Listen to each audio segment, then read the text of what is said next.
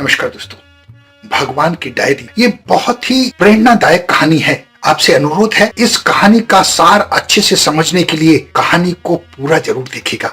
एक बार की बात है, नारद मुनि वीणा बजाते हुए श्री राम के द्वार पर पहुंचे। उन्होंने देखा हनुमान जी वहां पहरा दे रहे थे।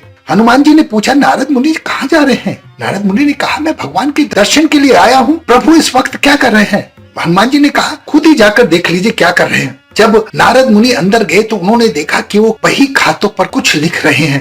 उन्होंने कहा, प्रभु आप खाते पर क्या लिख रहे हो? ये काम तो किसी मुनीम को दे देते, मुनीम अपने आप लिख देता। नारद मुनि ने जिज्ञासावन जानने की कोशिश की कि आप क्या लिख रहे हैं। इस पर प्रभु राम ने कहा, जाने दीजिए, आपके काम की चीज नहीं है। जब नारद मुनि ने बहुत ज्यादा विनम्र प्रार्थना की तब प्रभु ने कहा कि मैं इस पर अपने भक्तों का नाम लिख रहा हूँ जो मुझे रोज जपते हैं, जो हर वक्त मुझे याद करते हैं, जो मुझ में विश्वास रखते हैं। नारद मुनि ने जब वो वही खाता देखा तो सबसे ऊपर नारद मुनि का नाम था। नारद मुनि को इस बात से बड़ी प्रसन्नता हुई और साथ में घमंड भी हो गया।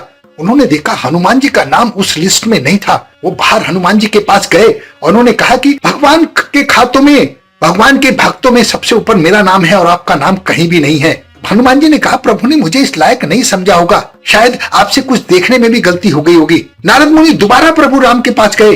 उन्होंने कहा, मेरे पास एक डायरी और भी है जिसमें मैं उन लोगों के नाम लिखता हूँ जिनकी मैं भक्ति करता हूँ, जिनको मैं सर्वोच्च मानता हूँ। और उस डायरी में राम भक्त हनुमान का नाम सबसे ऊपर था। ये प्रभु और एक भक्त के प्रेम की गाथा थी। इतने सर्वोच्च थे हनुमान जी राम जी के लिए। इसलिए आपसे नम्र निवेदन है कि हनुमान जी की भक्ति करते रहें। बिना हनुमान जी की भक्ति के राम नहीं मिलेंगे, क्योंकि बिना हनुमान जी को प्रसन्न किए राम जी तक पहुंचना संभव नहीं है। और अगर आपको राम जी की शरण में जाना है तो प्रभु राम के साथ साथ हनुमान जी की भक्ति भी करते रहिए।